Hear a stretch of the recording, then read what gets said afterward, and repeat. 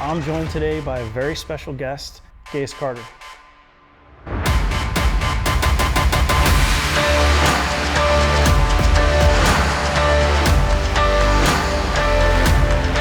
Like, I know how we first met, but they don't.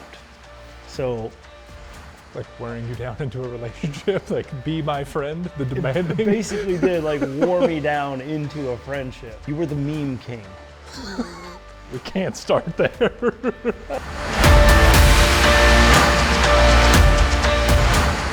Hey everybody, welcome back to PSE Archery's Behind the Peep podcast.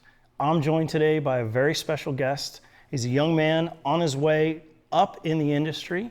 He came from very humble beginnings in the middle of New York, transitioned to the North Carolinas, acquired his first bow at the age of 9 years old, and has elevated himself to the lofty heights of being a Vegas finalist, an NFA Mark 3D Nationals champion, and also a member of the United States World Archery Team. Gaius Carter, welcome to the podcast. It's a pleasure for me to be here, Dave. So Gaius, tell me a little bit about your story, your progression of like I know how we first met, but they don't. So like wearing you down into a relationship, like be my friend, the demanding. Basically did like wore me down into a friendship. Yeah. I would call you were the meme king. We can't start there. We gotta start there. There's humor in archery, and you have to convey that to other people, and then it becomes, it's super funny. You can share that with people. So that's there was like a series. There were memes, and you wouldn't like post these, but you would like direct DM these to people. Like, you need this. This is a chip. This is, here you go. Yeah. Like, does this get me on the ride? Can I be your friend now? Yeah. Yeah. I would send them directly to you because at the know. time, like I was doing, I was shooting, I was competing, I was doing the young adult, the 3D ASA And the ASA thing. stuff. Yeah. Yeah. And it was like, I think this is lame. I want to shoot target archery. Yeah. Like I suck at this. And at that time I had that 3D mentality, like, oh, I don't shoot spots. I'm too good for that. Or 3D was the only thing. 3D was it. It was like the platform you saw, because you see like the success and like the fanfare and banter around like the Open Pro and stuff like that. And you're like, this is my path, because that's where I want to go. So 3D's it. Yeah. And I saw the crossover for the guys that had a lot of success outside of 3D and then brought it in. And it was like, I think those guys are way cooler than the 3D guys. I want to do that. Yeah, you wanted to do that because it's like for me, when I made that transition, and I've gone back and forth a couple times, but for me, when I made that transition, it was seeking out a game that rewarded the skills that I valued. Mm-hmm. Such as, this is when you've come back at me with... Like what? Like what, okay, so... It's 5 spots. Let me put my producer hat on. So what I'm trying to get you to do is to tell me about what it was in target archery that drew you to it. What skill sets, what practice, what application was it that you found more fulfilling in that versus 3D? Well, what it wasn't was the 4 hours to shoot 20 arrows, right? Like I was traveling across the nation, spending thousands of dollars to be at a tournament, try to win it, but spend 4 hours of my day shooting a whopping 20 arrows. And like in a whole weekend is 40 arrows. Yeah, that's it. That was it. And where you could go shoot Vegas, which is 90, and then the pro class is shoot off or field, and there's a lot more arrows to shoot. Like a field run, 112 arrows in a day. And we do it for 5 days, because like once wouldn't prove the point. So we do it 4 more times. Yeah, and I felt that if I could get more arrows out of the bow, like if I do all this practicing and shooting a bow to then just go shoot 40, it's like I want to go find somewhere where there's more arrows for me to shoot, where I feel like I can showcase like what I'm capable of doing. And obviously it didn't start out great at all, like nowhere near what I wanted to be, but I was going to a national tournament and shooting more arrows than just 40 on a weekend. Yeah. So I aspired to be those target guys because they were showcasing a lot more talent that they had, and it wasn't judging yardage. Like nobody cares how far the target is. I could care less. I can range it nowadays. Yeah, and I want to shoot it. And known yardage is the fastest growing segment of 3D archery. Yeah. Still doesn't appease me. I want to shoot sticks at the circle. Right. So target archery for you was a chance to go out there and be rewarded for the skills that you had honed. Yep. The ability to shoot a shot consistently over and over and over again, and at something that was known, like this is the center of the center. We're going to shoot a set number of arrows, Yep. and the guy who hits it the most times is going to win. Yep. And if there's a bunch of us that happen to hit it the same number of times, we're going to stand here and throw down in front of everybody until there's one person left standing. Yeah, and I felt that was like the true, like, not reasoning, what's the word? Fuck me.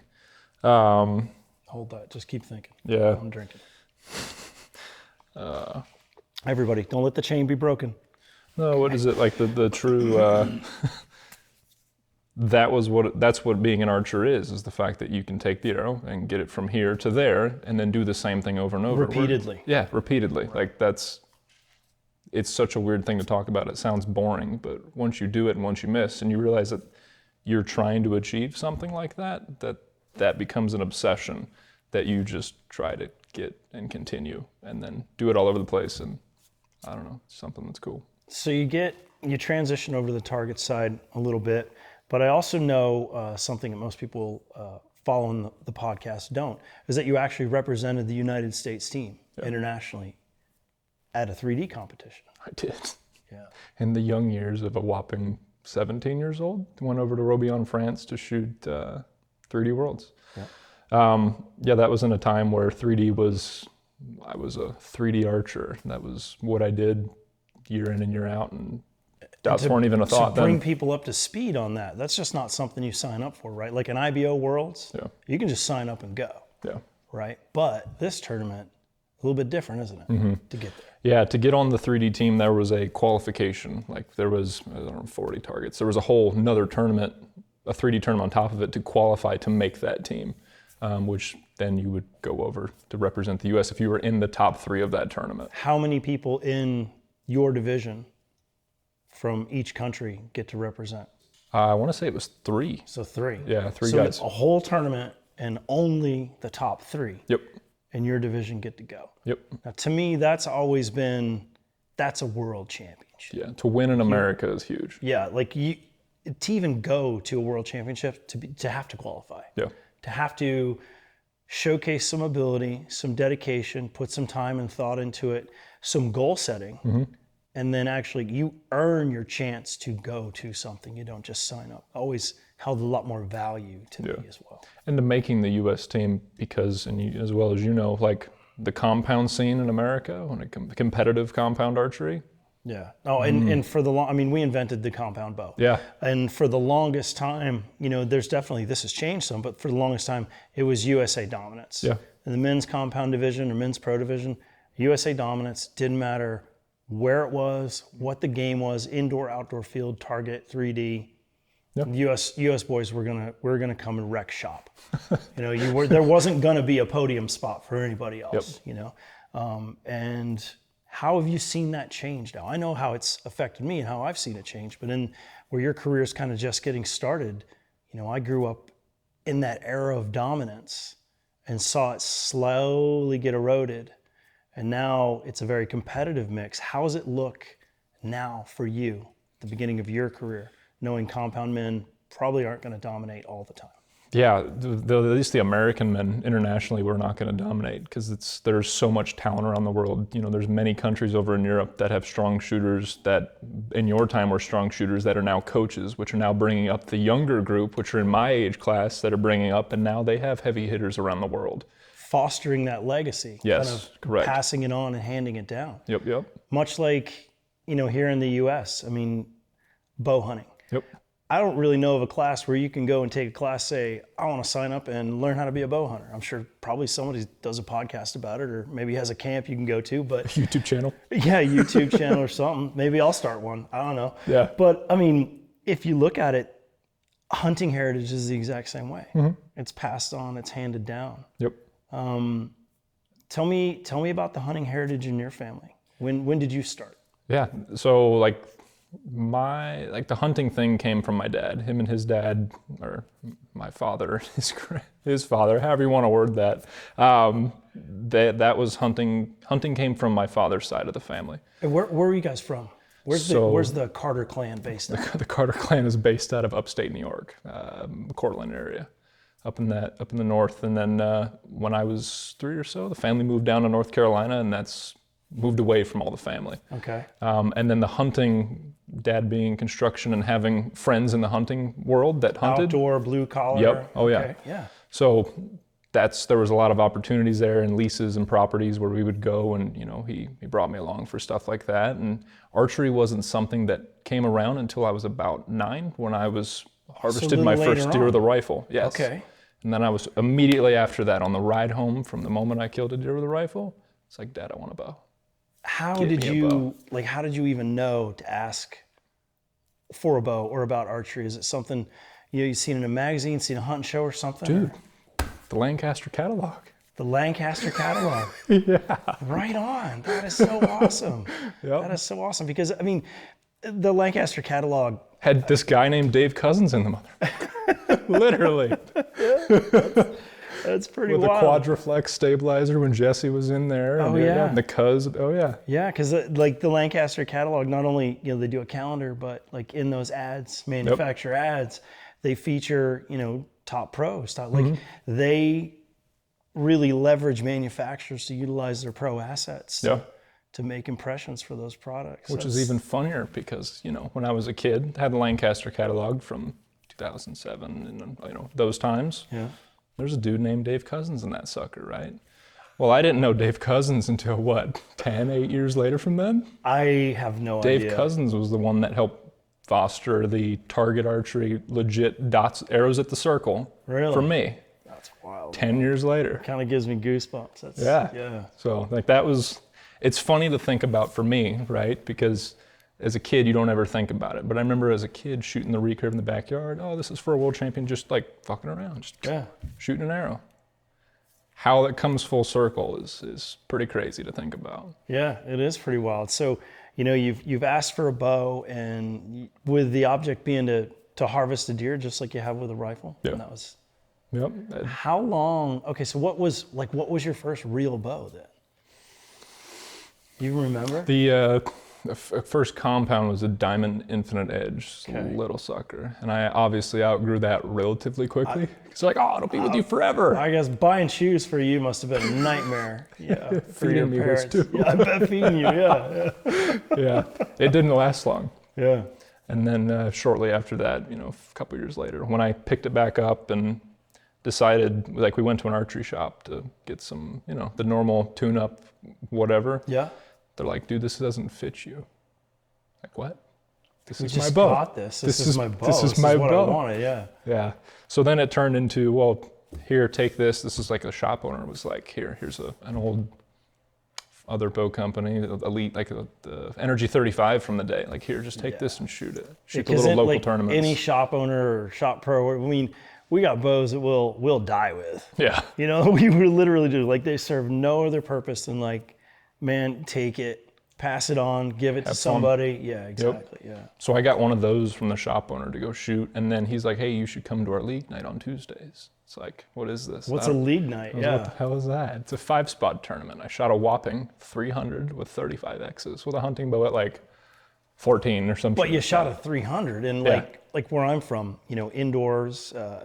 Indoor tournaments, Sunday tournaments, they start in November, run till March. Mm-hmm. And it's still a big deal for people to get that first 300, which is all 60 arrows in the white, which is a circle roughly about 3 inches in diameter. Mm-hmm. That's still kind of a big deal. So your first ever structured competition of any type, you shoot a 300.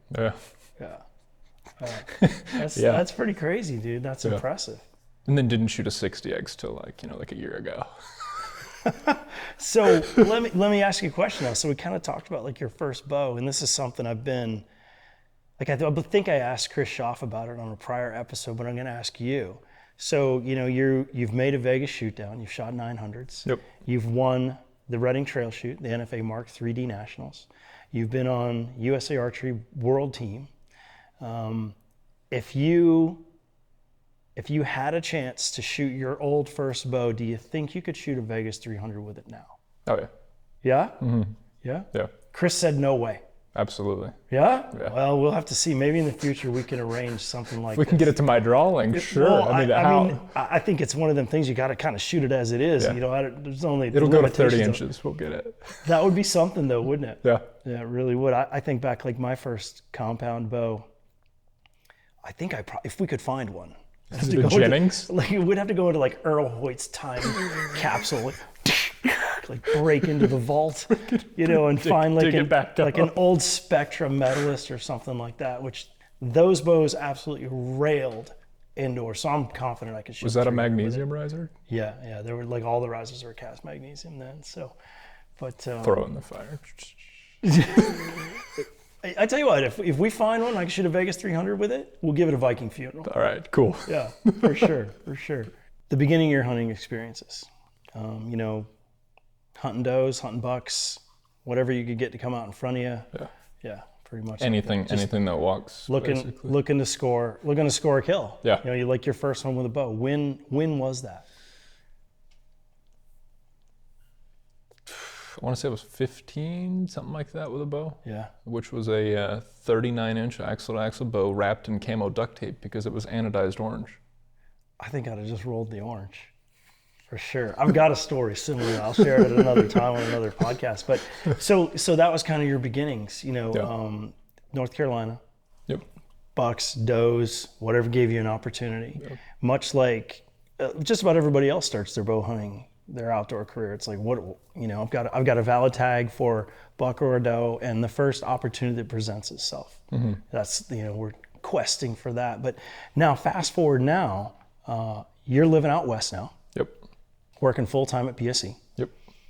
How has your hunting experience changed since you've moved out west, since you've come out west? What do you go after now? Well, one of the things I've experienced since moving out west is the draw. That's something new to me, because in North Carolina, once you get a tag, you get like 30 deer. It's like, look at this. It's like a receipt from CVS. Yeah, it's like all the coupons on the back. Yeah. I'm gonna go cash these in. Yeah, no. So now it's a draw, and in Arizona, I've yet to draw anything. I haven't even drawn the javelina tag, so that's cool. So what I've been doing is going over-the-counter stuff. So in Washington, I can do over-the-counter mule deer. And over-the-counter elk, which turns into like a backpacking trip with a buddy of mine. We'll pack in and, you know, get away from work for 8 days at a time and trounce around a mountain for like 80 miles over 7.5 days. Real backcountry, roughing it, out under the stars. Packing in the food and everything. Yep. Yeah. Hiking down 3 miles to find water and filter it out. Have you had any success doing that? Tell us about that. Plenty of success. I guess the most recent one was up in northern Washington, which is like by the Canadian border, in November. Oh, wow. Kind of cold. Did you get snowed on at all? Lots of snow. No kidding, yeah.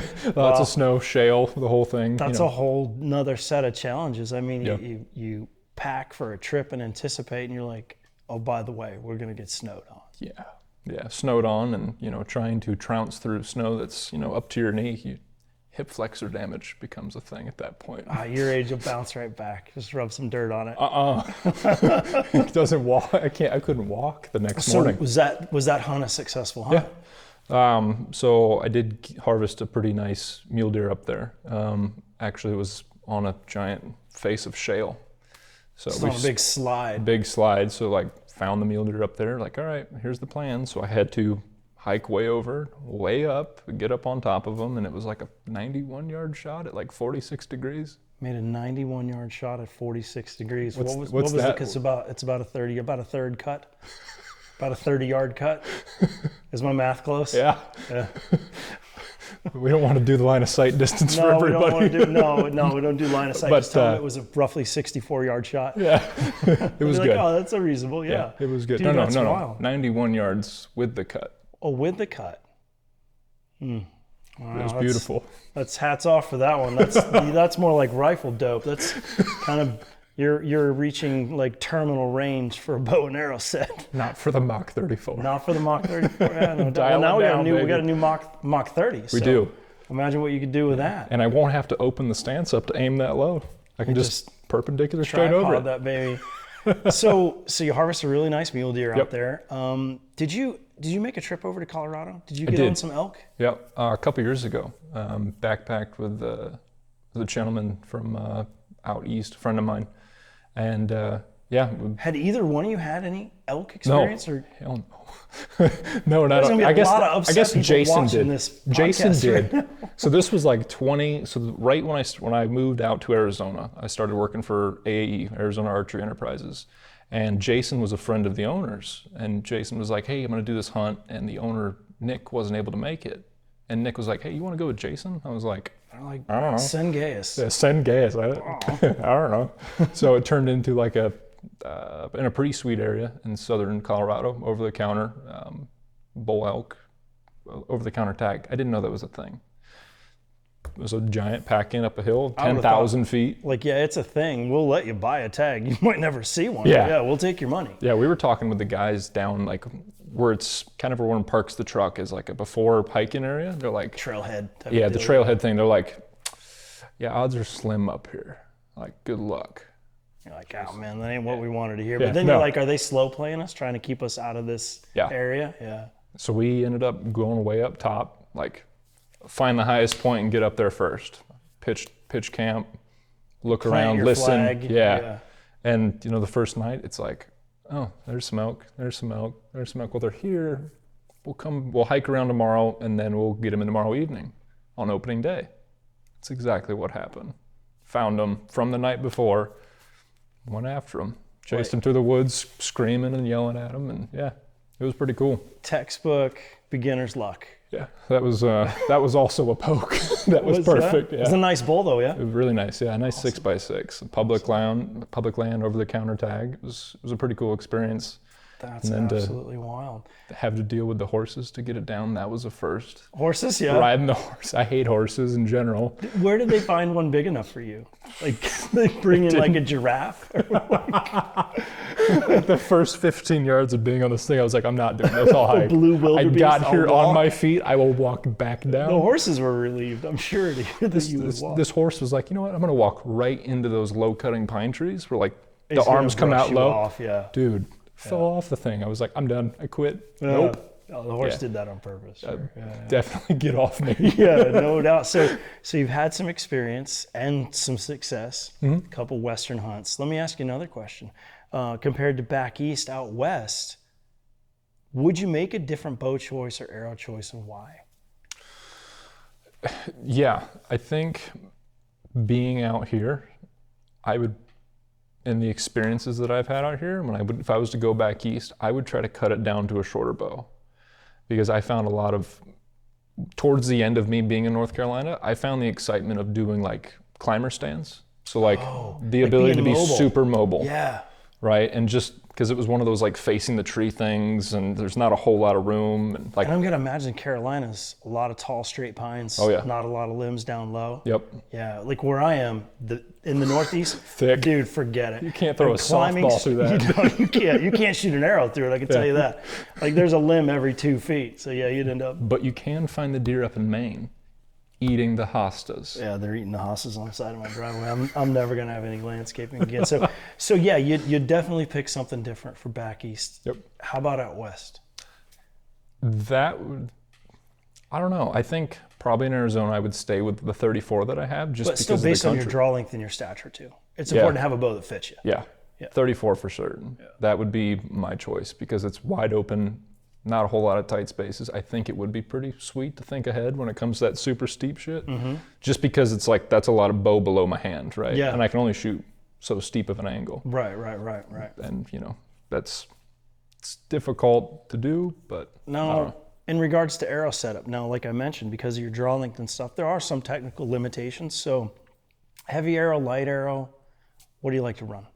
Like a heavy arrow Okay. for no particular reason. Well, honestly, that's why I mentioned it, because I mean, your draw length are you at 32? I'm 33. 33-inch draw. Yep. So, a standard length arrow with like an inch to an inch and a half of overhang past your rest is going to be, 31 inches. yeah, it's a 31-inch shaft. So, like, how would you even build something super something light like if that. you You want to? can't. No, You you can't. gotta kind of just like, Yeah. you take them out of the package and you're like, Okay, that's Yeah. just stick the Components. Stick the components on. There is each no end. point in squaring anything. There's no chopping. There's no cutting them down. Yeah, no. Yeah. Just go with it. So, fairly heavy arrow. Like, what would you estimate your arrow weights at if you know? Like 550, somewhere around there. Yeah. 100 or 125? 125.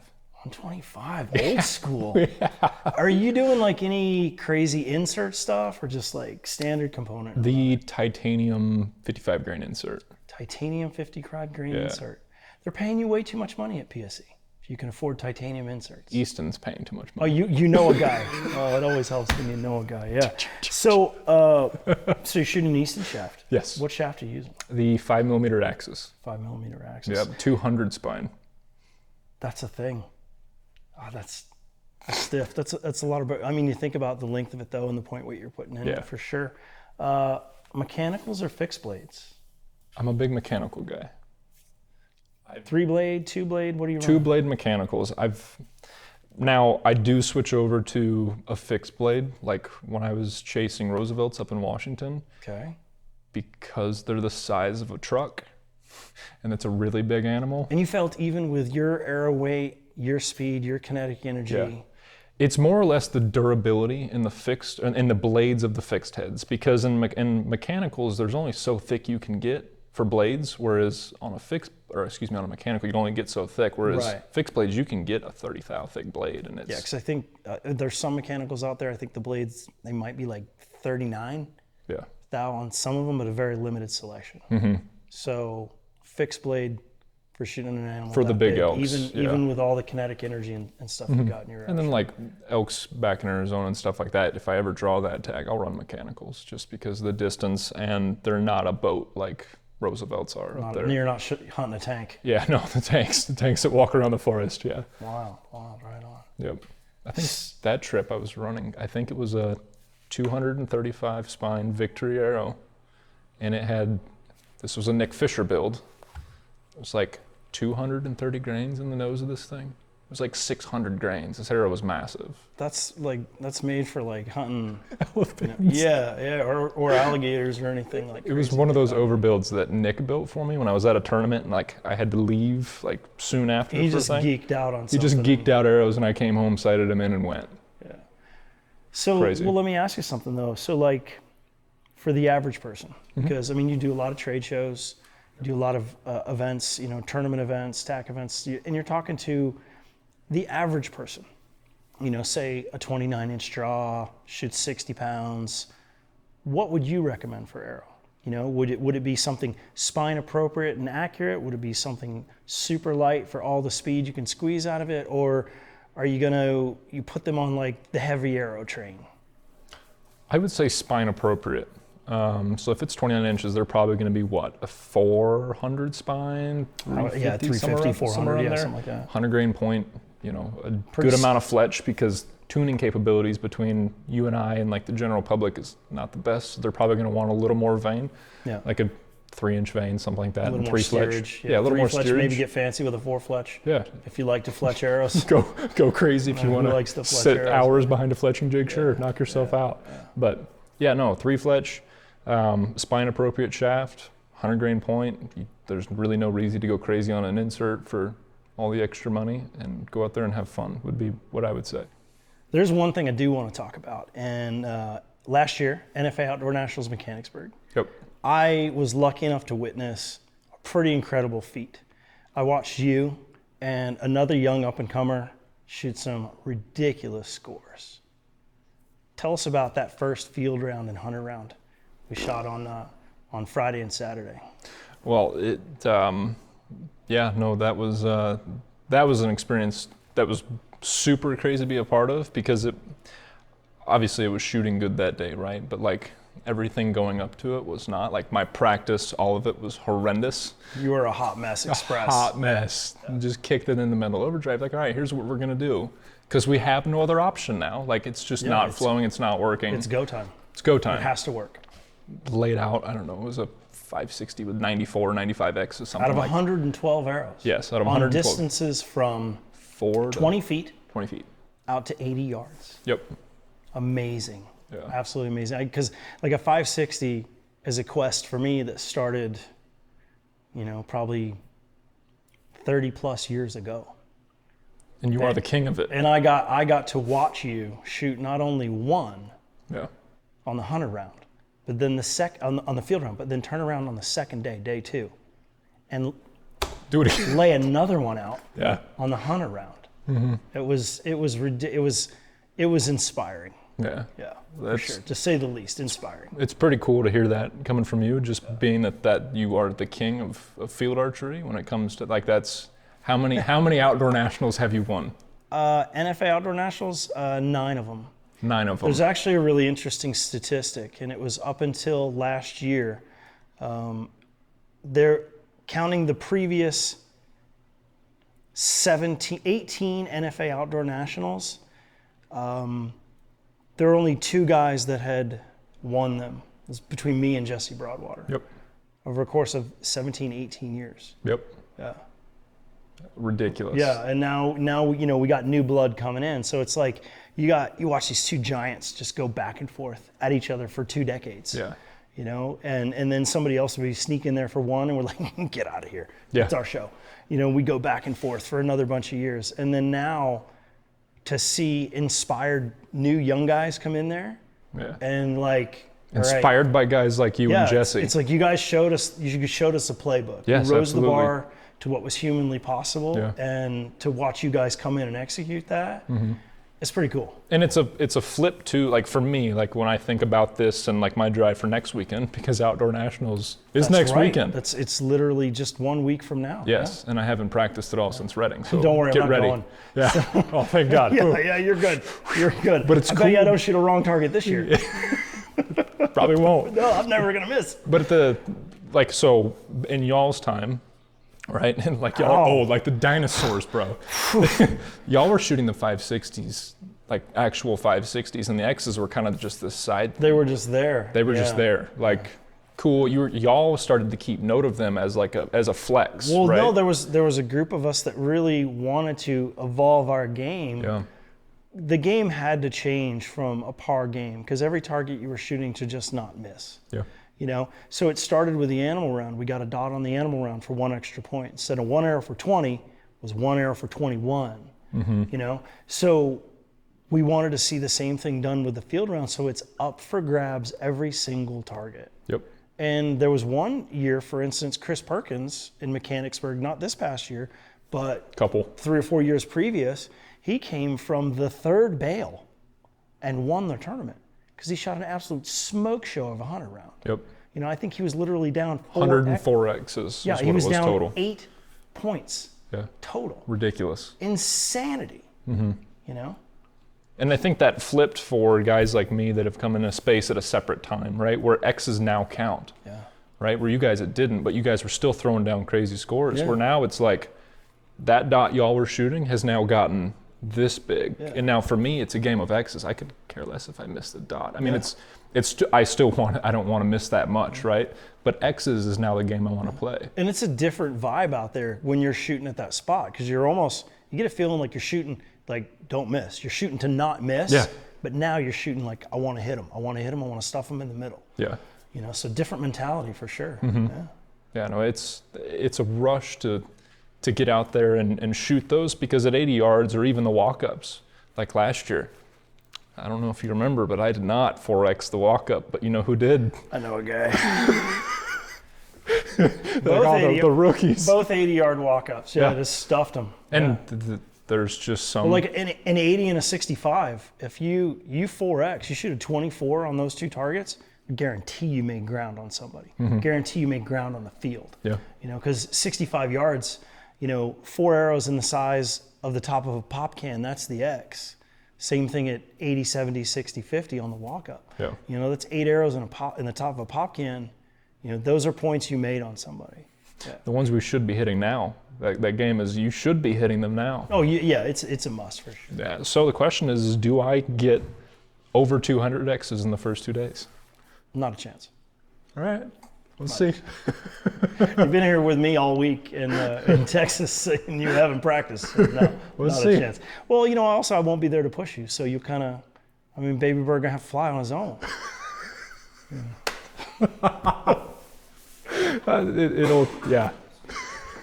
The baby bird. How long it's going to take me to even, it's not even possible for me to achieve what you've achieved, by the way. You do realize that. I'm sure you know. It's not possible in my lifetime. I look at it like this, and this is, I'm not being flippant or anything, or trying to be over modest. I honestly look at it like, if you can do the act one time of taking this arrow from point A to point B, and you can execute and engage in a manner which doesn't interfere with that process occurring one time, someone will figure out how to do it every single time. Yep. But luckily right now, the biggest factor is the biggest factor in everything. It's human nature. Like, I may not know you as a human, but I know human nature. Yep. You won't hit 200 X's next week. Human nature won't let you do it. There's room. Well, there's definitely room. Is it possible? In my, Very. like me imposing doubt and like actually saying that, making you register and fight it in your mind, might be the inspiration you need to get out of your own way. Yep. But That was the plan. I'm going to put my money on human nature. All right. And you might win, but you won't shoot 200 X's. One of the things that's a huge motivator for me, and it helps me kind of get inside my head, like give my conscious mind something to do when my subconscious goes to work. When I train and practice, music. It's like it's on in my house like nearly 24/7. If I'm awake and doing something and something work related, there's music on. How about you? Absolutely. When you practice, yeah. When we're shooting, or when I'm shooting, when I'm practicing, when I'm driving to a tournament, when I'm in the air flying somewhere, like that is something that there's music that I'll listen to that's just like a chill hanging out thing. But then when there's the pre-tourney music, that stuff, like the ride in, or just in general, like when you're trying to run a shot process through your head, or when you're doing something, right? You're thinking about it. I've built basically a connection from certain kinds of music to that, and it just flips the switch for me, where it's like sometimes it's kind of foggy to think of the shot, right? Yeah. Literally, I can play a certain song that I won't mention, and I can get all of it back immediately for copyright reasons we can't talk about it. Yeah, like, and I think about the same thing. Like some of these bigger tournaments, we get to choose our own walkout songs. Yep. And that is honestly more fun than it is being in the finals sometimes to choose your walkout song. Because there's some places it's like no holds barred, you pick it, we'll play it. And other places are like, no, make another one. No, make another. They're like, these are all the songs you've asked for. We're not playing any of them. You know, and it's like, just give me the mic then. You probably should mention, what was the song that you picked for the JVD Open after you shot the 900 in the Netherlands? What was the song? Oh, it was Forget About Dre. Yeah. And it was, because it was like I'd made a transition from one bow company to the next. It was my first tournament with a PSE bow in 2019. Yep. You know, and it was like, hey, guess who's back, guys? Yeah, I didn't go anywhere. Truly an iconic moment. That was awesome. Been in the lab with a pen and the pad, trying to get this damn label off. I ain't having that. This is Millennium of Aftermath. If you give me one more platinum plaque and fuck rap, you can have it back. It was like... Yes. It's true. It was the most iconic thing, the hooligan. It was one of the most iconic moments. Yeah, so there was a meme. There was a very particular meme made. They thug lifed it. Yep. Anybody knows what that is? Yeah. And I had shared it on my socials. No sooner had I hit post, bring, I get a phone call. Who was it?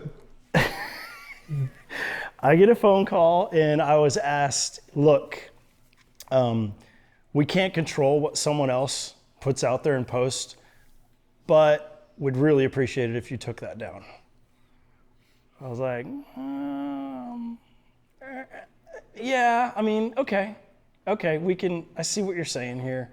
You know, but it still lives on. It's still out there. Oh, yeah. It's still out there. I also remember too, during the walkout, I took some heat for throwing finger guns.